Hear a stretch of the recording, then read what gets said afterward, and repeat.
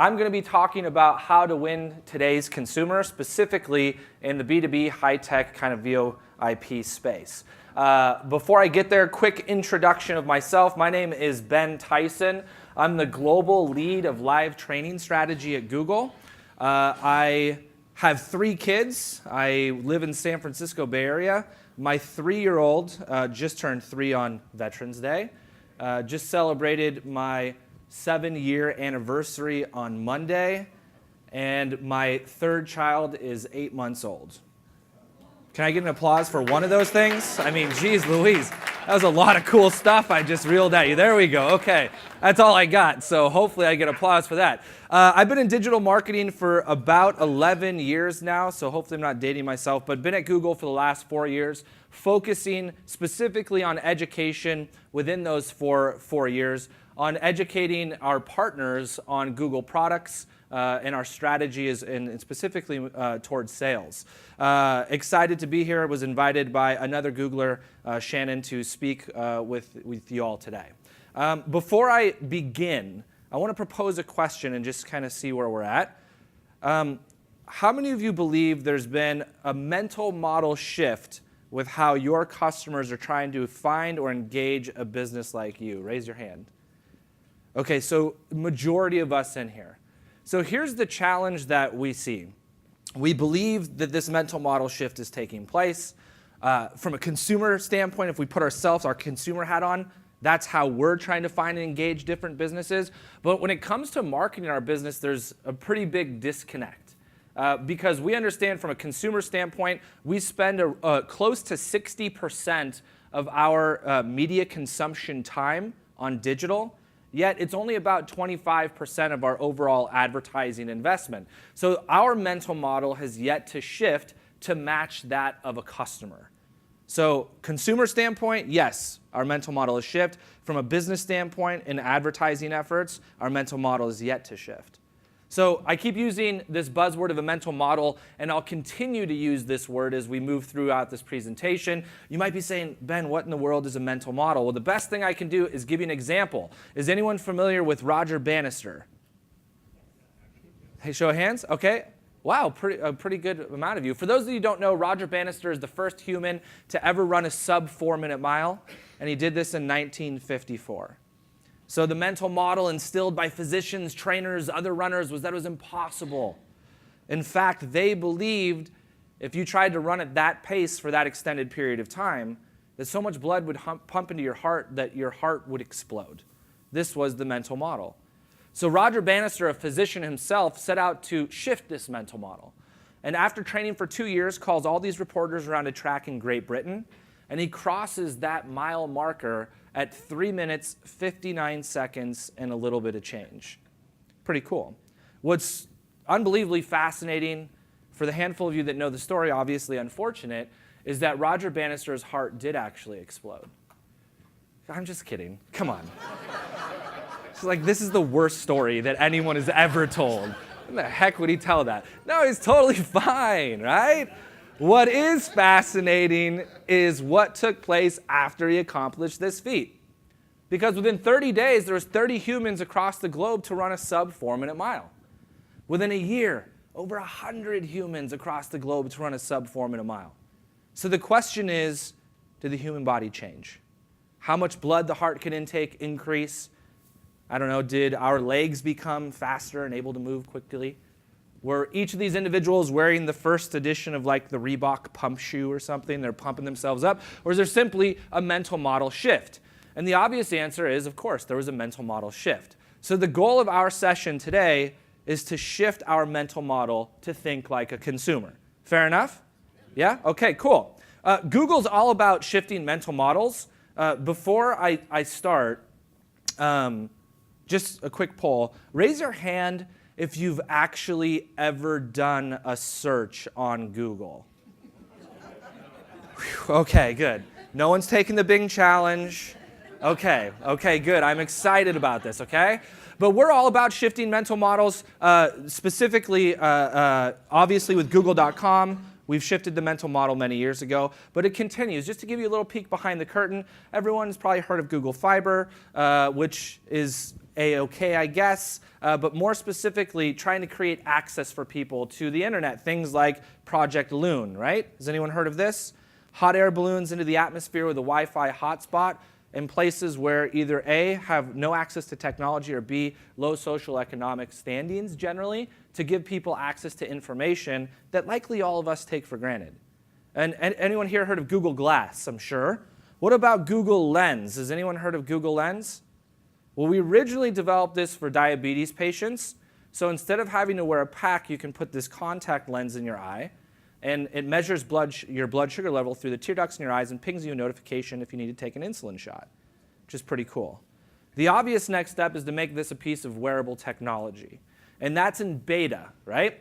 So I'm a beta participant, not on the diabetes side. I don't have diabetes, but on the wearable technology side.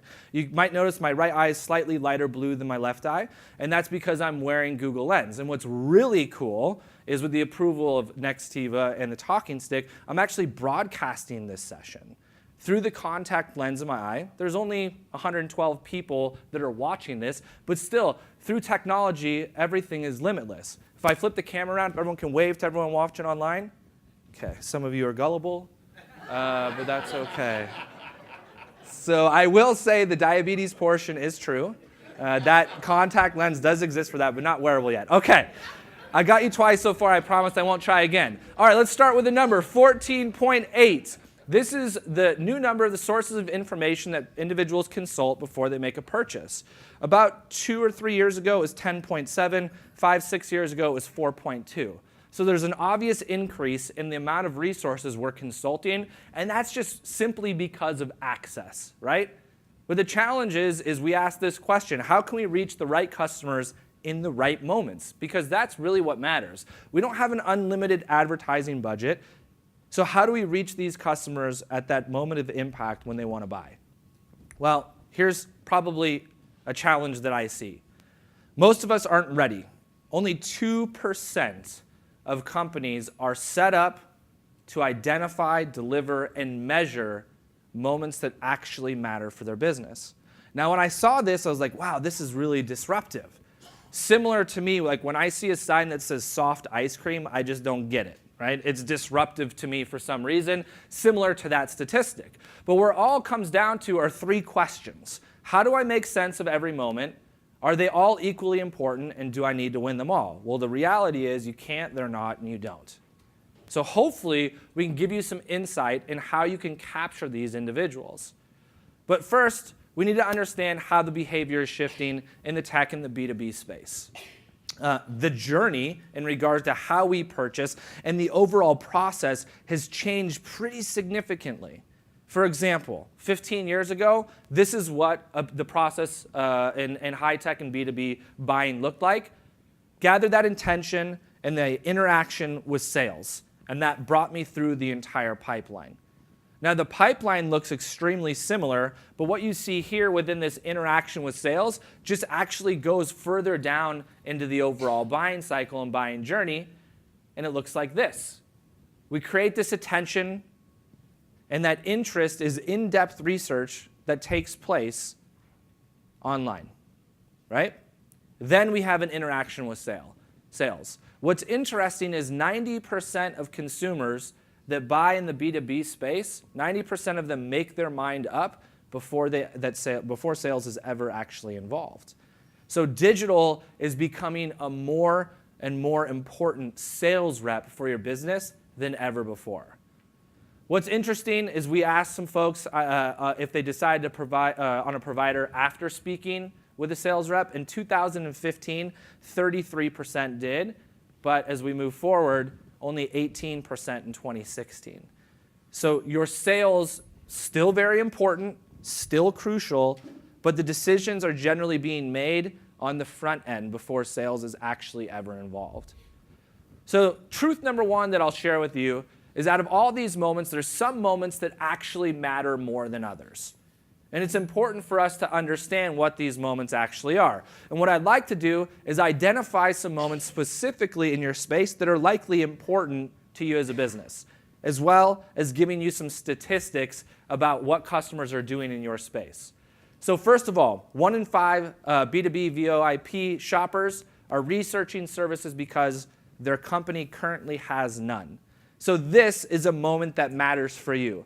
A customer that does not have a VoIP service and is interested in actually getting one for their overall organization or their overall business. Furthermore, what we've seen is that about 1 in 3 B2B shoppers are in market due to an expiring contract. So what this tells us is that loyalty is diminishing. If we see between 2015 and 2016, in 2015, folks in expiring contracts only did research for a new company about 15% of the time. There's been 100% growth in 2016, which creates both a challenge for your business as well as an opportunity to engage with these individuals that are about to have an expiring contract. So what's interesting about today's consumer is that we make unscripted decisions. Essentially, what that means is we're no longer loyal to a specific brand. We're loyal to that particular need in the moment, and I'll give some more insight as we move forward. Lastly, all B2B researchers, 56% of new businesses or businesses looking to switch from current service that ultimately did not. So still, there's loyalty there. 56% did not. But on the other hand, 44% ended up switching brands at the end of the day. So it's crucial that we are both protecting our market share as well as trying to steal market share from other competitors. And then lastly, in this particular section, what we found is that 71% of consumers knew which provider they were actually going to purchase from after the research phase, before they interacted with sales. That's incredible, right?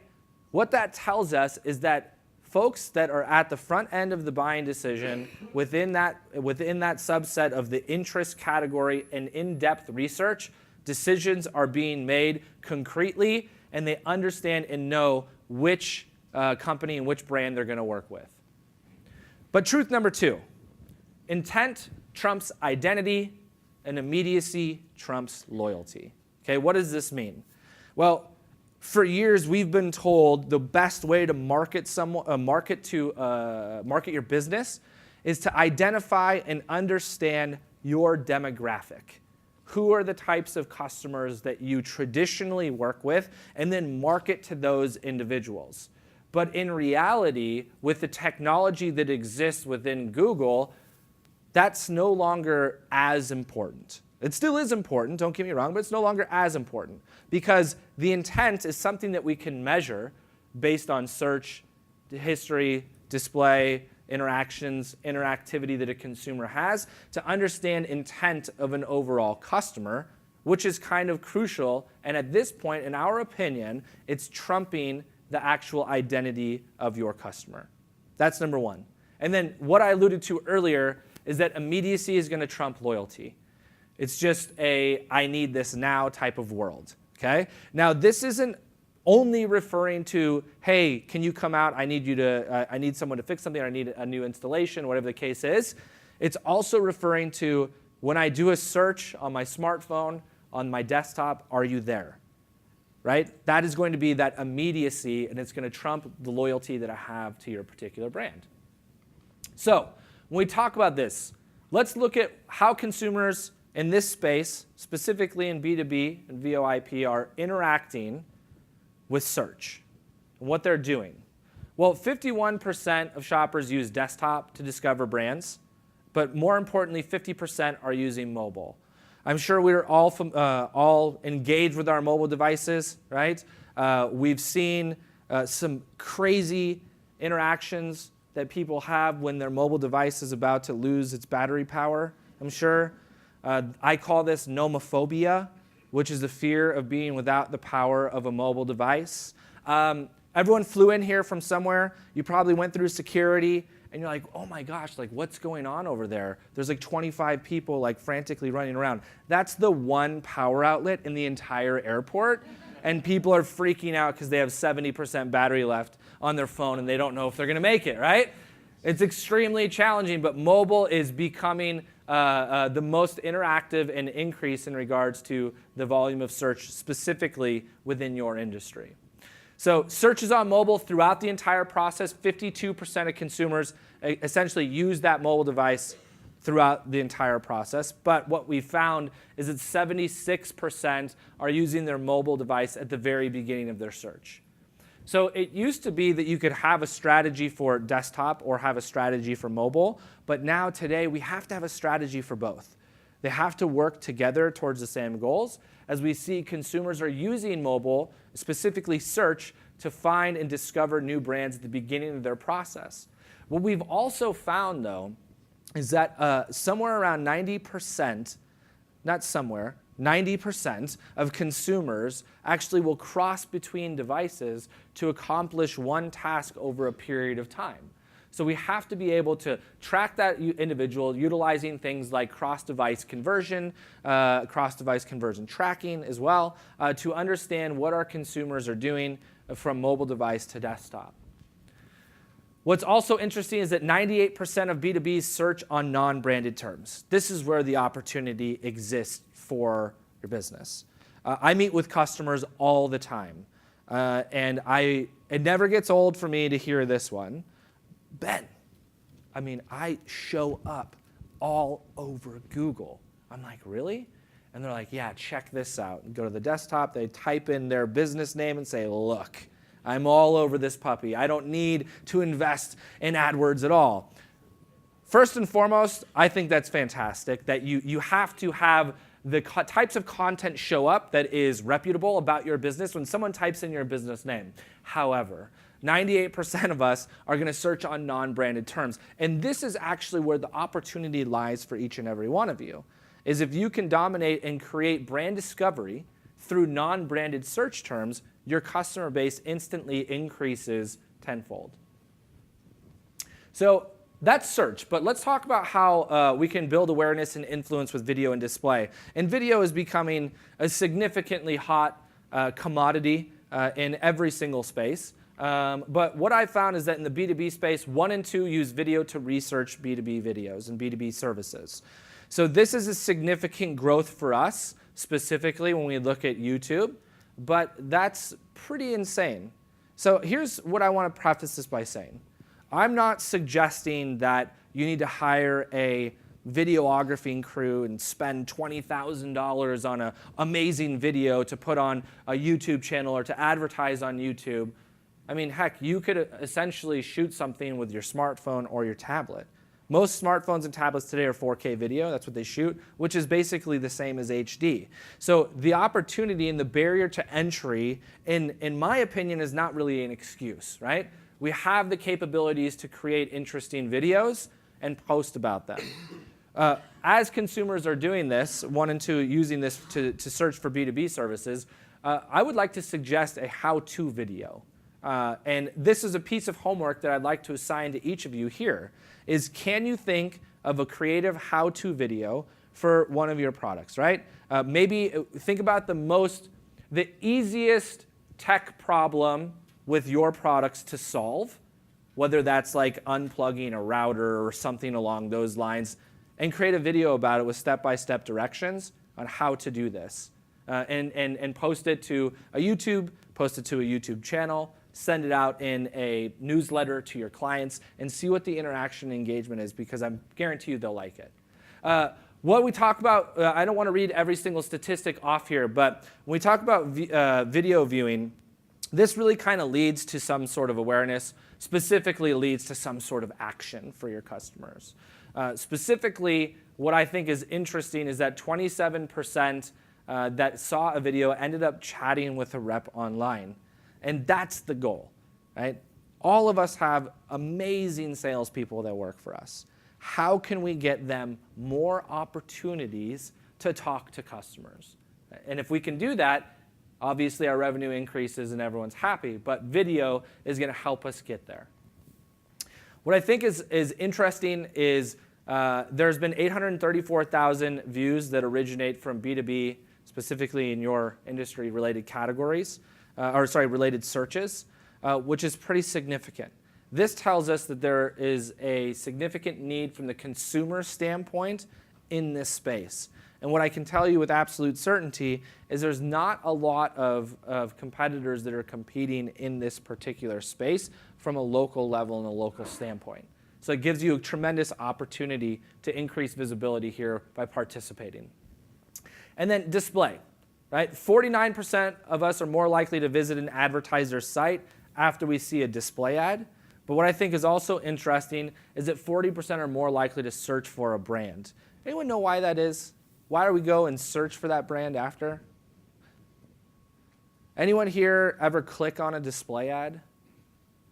Why don't you click on a display ad? Besides because it's paid. And it's actually way deeper rooted than that. Like, rewind the clock like 10 or 15 years. What would happen if you clicked on a display ad? A virus on your entire computer, right? That's what literally the number one reason we still don't click on display ads. But what's interesting is that this is going to drive us to search for a particular brand or product. Right? When we look at this, it's measuring the level of influence that each marketing channel has, or an attribution model rather than a last click model. So to give you some other examples, anyone in here do any offline advertising, like television, anything along those lines? No television advertising? Okay. What about any remarketing? People that come to your website and do remarketing? Okay, cool. So a consumer that sees your remarketing ad who's had some sort of engagement in your brand, they're actually 1,068% more likely to search for your brand, and your conversion rate on that customer goes up about 960%. Right? So the level of influence that each of these channels are having is pretty significant, and we need to make sure that we're optimizing to win these customers. Here's what we need to do. We need to adapt.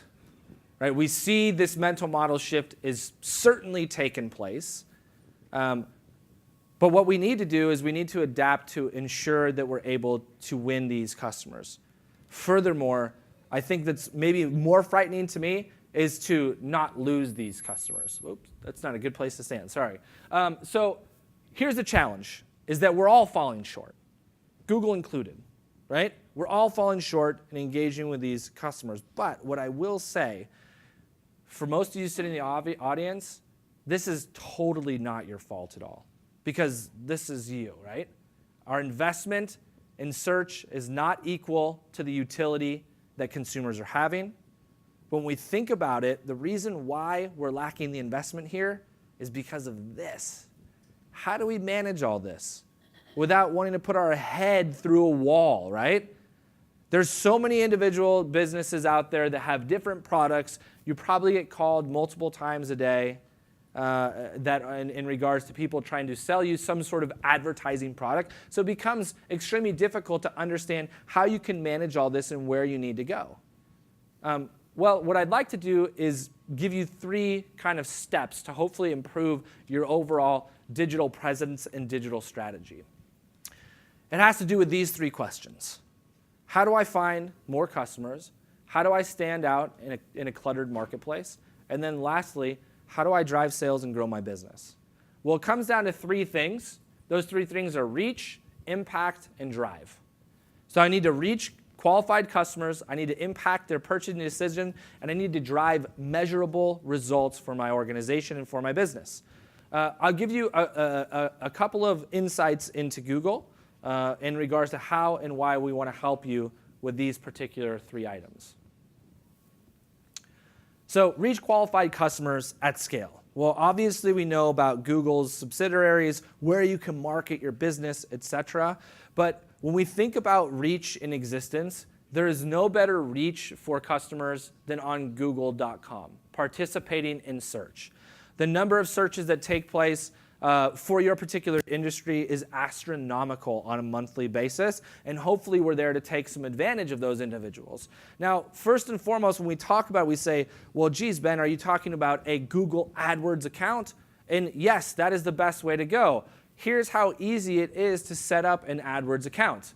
First and foremost, I go to this URL, I click on a Google account. All I need is my address, my time zone and currency and billing information, and I'm ready to start building my strategy. Well, geez, thanks, Ben, for showing me how to set it up. How do I build a strategy, right? Well, it's really simple as well. You have your account, and you build campaigns, ad groups, ads, and keywords. This is the structure of an AdWords campaign and strategy.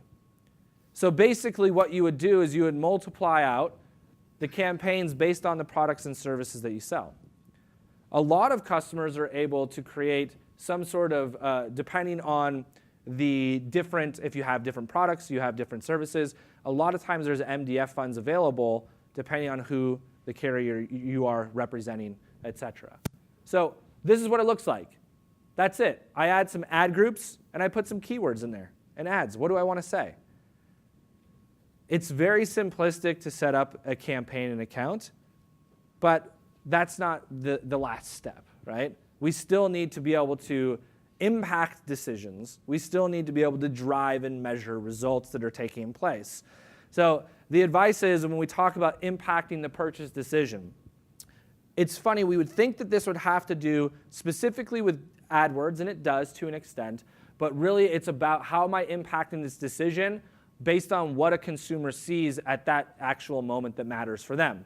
So for example, we believe that customers expect and deserve a great mobile experience. Anyone, raise your hand if you have a mobile website, mobile-friendly site. Okay, good. So the majority of us in the room. Now, just to clarify, I think we're past this now as a society, but just because your website comes up on a mobile device does not mean it's mobile-friendly. Everyone's aware of this, right? Okay, good. Just wanted to make sure, right? That's great. What we found is that somewhere around 88% of businesses now have a mobile-friendly website. Here's a challenge, is that 92% of consumers, or I'm sorry, 92% of mobile websites take longer than 5 seconds to load. A website that takes more than 5 seconds to load, the bounce rate increases by 20x. I'm sorry, it gets to 20x, increases by 5x, but every second after that increases by 10x. So if it's 6 seconds, if it's 7 seconds, if it's 8 seconds, if it's 9 seconds, right? So even if we're actually participating in Google search, if we have a slow to load mobile site, we're essentially going to lose majority of our customers because those consumers that bounce, about 83% of them actually go to a competitor's website. So why is this important? Why is mobile really crucial? Because of three things in reality. If we think about what we want to have happen as a business, we end up, really it comes down to three things. We want someone to call us, right, to interact with sales. We want someone to buy something from us, right? Or we want someone to fill out a form for more information. Would you say in our industry that's about the three top things? Well, mobile search creates that action very, very rapidly. Out of individuals that ended up doing a search on a mobile device, that ended up calling a business, 58% called in 1 hour, okay? 56% filled out a form within 1 hour, and 52% made a purchase within 1 hour. So it's very crucial as it's leading to that very quick interaction. Now, I know I'm reeling tons of statistics at you, so just remember this. No matter where you are, where you're sitting, about 50% of all statistics are made up on the spot, okay? Those ones are legit, though. I can prove them if you need me to, right? So, all right, we're still awake. Good, okay. So what do we do for this? Test my site, thinkwithgoogle.com. So test how mobile-friendly your site is. Has anyone gone and done this? I suggest you do this, not right now, please, but after this session as you walk to your next session, and it's going to give you a grade and a score and ideas of what you can do to improve the overall access, findability, and customer experience of your mobile website. Impacting decisions, right? And we look at this in a mobile-friendly first world, and we're seeing that, again, 76% of consumers that are looking for your services are starting on a mobile device. So how are we there and how are we useful, right? Well, first of all, being there, just showing up gives you a leg up, right? It brings your business into consideration. So what we have to understand is, again, consumers are not necessarily brand committed if they're actually in this discovery phase. So they could likely return to their current provider, but in reality, they're not committed to a brand. And we see that 51% of smartphone users discover a new brand from their mobile device. Furthermore, 1 in 3 smartphone users have purchased from a company or brand other than the one that they were actually seeking. And that's generally because they're able to get more information. And then lastly, what we've seen is that 46% of us are showing up in mobile search. If you show up in a mobile search ad, can increase brand awareness, by 46%. So I believe that this is something that we all struggle with, and my colleague Gopi gave a talk about this yesterday, building your brand. Mobile search helps build that brand. When we think about the real estate that is available on mobile, it's pretty slim.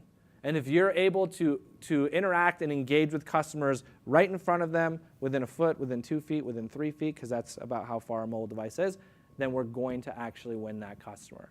So I'm hitting you hard on mobile, and that's because it's just absolutely so crucial. What we found is that 46% of consumers would rather go without brushing their teeth for a week than not having their mobile device for 1 day. Is that not crazy? Right? I didn't realize how long I've relied on mobile until I started to think about this, and I was talking to my wife about how easy things are, even from 4, 5, 6 years ago. My oldest son is 4 years old out of 3, so it's a little crazy at my house. My wife texts me one day, hey, as my 4-year-old was 6 months at the time, on your way home, can you pick up and get at the store and pick up some baby food? Okay? Raise your hand if you're a mother. Okay? So a handful of us in the room.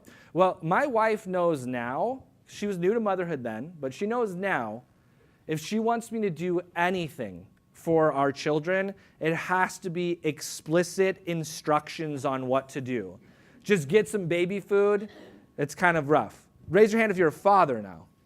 Okay, as fathers, we understand if that's the direction I get, I'm not asking for more, right? So I go into a Safeway, which is a supermarket in Northern California. I walk in and I say, okay, I got this. I'm a good dad, no problem. Okay, I'm good. Excuse me, sir, where's the baby food? And this is where I start to freak out a little bit. He goes, it's on aisle 6 and on aisle 7. What? Is that much baby food that exists that it needs to fit on 2 different aisles? Are you kidding me? So I start freaking out, but no big deal. I can figure it out. I have my smartphone. So I start researching organic baby food versus non-organic baby food. Earth's Best versus Gerber. Have there been any baby food recalls? Because I'll probably pick that one and my wife will know about it, right? All these things. I'm a baby food expert at this point. This other new dad comes in frantic. I'm like, listen, man, what do you need? What, your baby have any digestion problems? What's going on? I was an expert and started walking him through. We both walked out with 10 jars of Earth's Best baby food and walked home as heroes, right? Amazing. But this is how we work towards mobile. And the reason I tell you that is because about 67% of us, it's like 66.6%, actually shop while we're shopping. So we could be interacting with your sales team while on our mobile device looking for another provider.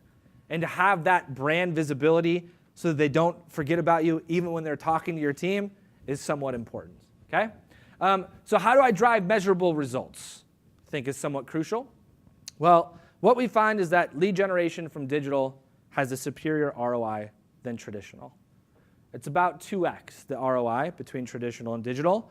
And this is not to say that offline and traditional forms of marketing are not important, because they still are, right?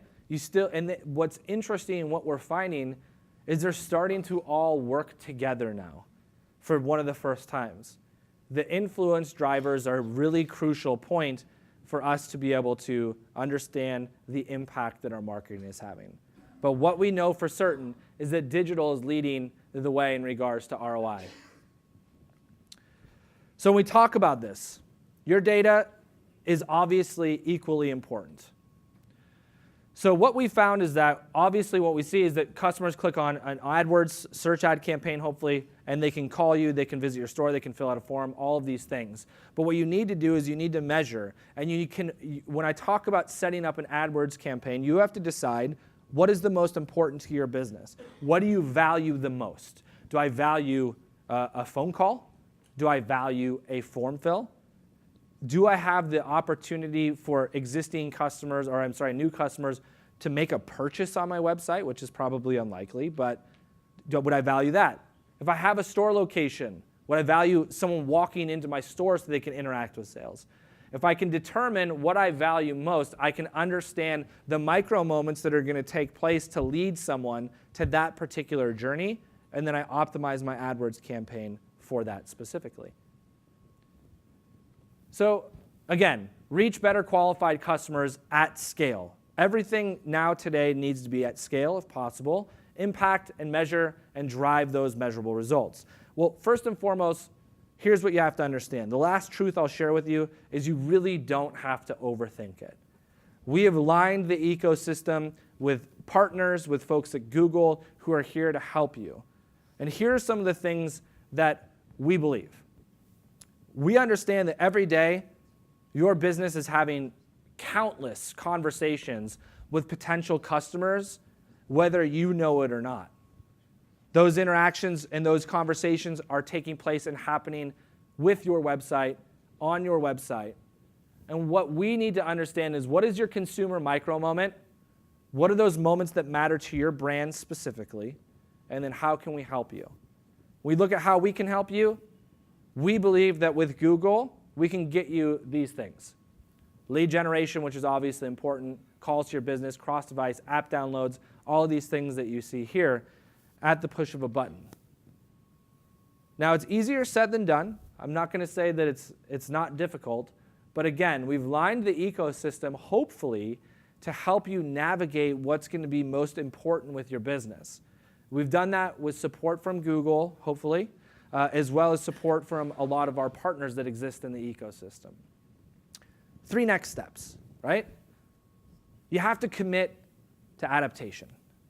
You need to adapt to what's actually taking place in the ecosystem today, because if we don't, we're falling further and further and further behind our customers.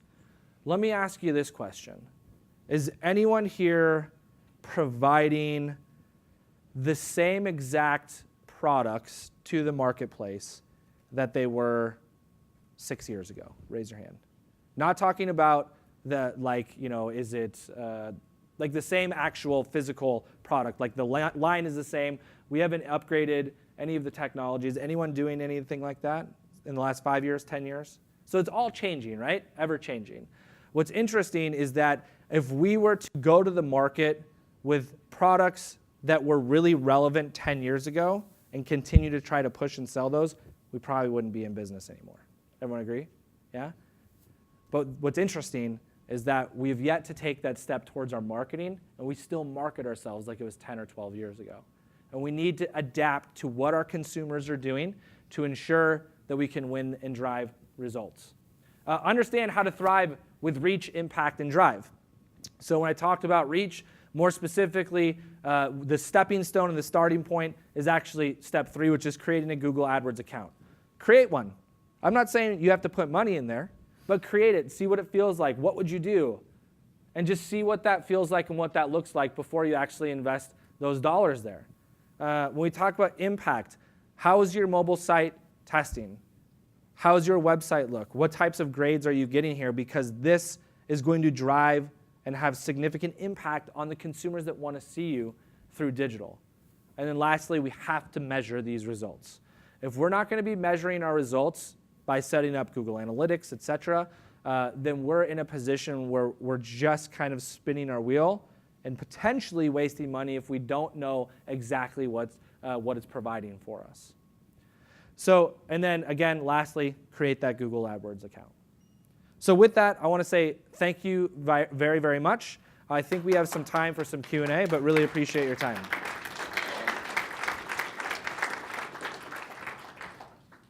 Any questions? There's a microphone there, or I can repeat your question. Yes, I'll repeat your question. So Amazon versus Google search. So Amazon's making some traction in terms of their own search inside their site, and they're having a lot of success. How do you see Google competing against a Facebook and an Amazon type search that's coming up? Okay, so the question is, how does Google, so with Amazon search having some success, how does Google maybe feel, or how will they compete against an Amazon or a Facebook? Because you guys are already starting to exclude some of these services, like the books and that you don't have relationships with them. So Yeah. So I would say that some of the relationships that maybe have been terminated is because we've launched products that are similar. When we talk about books, we have Google Play where you can get books from there as well. I would actually suggest that we think that competition in the marketplace is pretty healthy. I think that makes us stronger and better. What I believe, and maybe this is biased obviously because I work for Google, I think that our search team is above and beyond at understanding how to make things easier for a consumer, for a customer to be able to participate and advertise within search, which I think is extremely important. But furthermore, the reason that most of us have yet to take the Bing challenge is because we like the types of results that we're getting from Google. What we've done a really outstanding job at is understanding, I would say, I think what we've always been good at is understanding what you typed into the search engine. Where we are now is we understand why you typed that in. And we can give you, as a consumer, the most relevant results at that particular moment in time, which I believe personally that Facebook and Amazon are still years and years away from actually completing. And of course, So. with rank brain results that you guys don't know what people are going to type, it's helping you as well. Correct, yes. Long tail, Yes. yeah. Yes. How important is it for small businesses to utilize Google Plus? So how important is it to, the question is, how important is it for a small business to utilize Google Plus? Extremely important. I personally feel it's invasive to give as an individual, to give my contacts to get them into the system, Yeah, no, I understand. Listen, is Google Plus an extreme success? Probably not. If I'd said, hey, shout out some social media, probably no one in here would have said Google Plus, which is okay. But from our standpoint, I believe that it's probably not the end of Google Plus. I would register a GMB page, a Google My Business page, if you're not, and they can link together, and it's not as invasive and helps you with some sort of visibility challenges that you could see. And then we'll go here and here. it's not that easy to use the AdWords. Is there any training for that? Yeah, so great question. It's not easy to use AdWords, so is there any training for that? We understand that we've probably dropped the ball. I would say that's a fair statement in regards to educating and training the end consumer. So what we have recently launched is something called Academy for Ads. And you can just simply search into Google Academy for Ads. And it is an online platform that is e-learning all about different Google ad products that my team just launched. So it'll walk you through step by step what different things means. Session, or I guess 2.0 launch, which is in a couple weeks, is an actual sandbox account involved in there to have you understand how you should set up your account, like as you click on things, how you optimize for this specific outcome or result. Those kinds of things are all available within Academy for Ads. Do you have a follow-up? I'm sorry?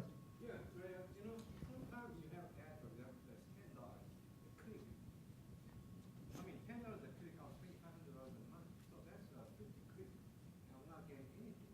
So what's the advice for that? Yeah, so the question is, if a click is $10 per click, $10 per click, how, and I have a limited budget, how am I supposed to win in that ecosystem?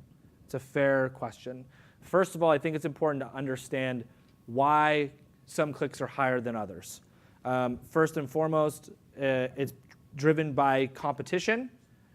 However, with that being said, the person that bids the highest does not get the top placement on Google. There's something that's called quality score that is involved in that. And I know we're getting a little bit into the weeds, but quality score is essentially what your click-through rate is, what your landing page quality is, and how relevant you are to a specific search. And if you increase your quality score, which some of the training in Academy for Ads teaches you how to do, it ends up lowering your overall total CPC.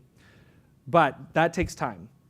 My other advice to you would be to use something like the Google Keyword Planner, which is going to allow you to type in your website, and it'll actually pull a tremendous amount of different keywords that are important to your business more than likely to advertise for.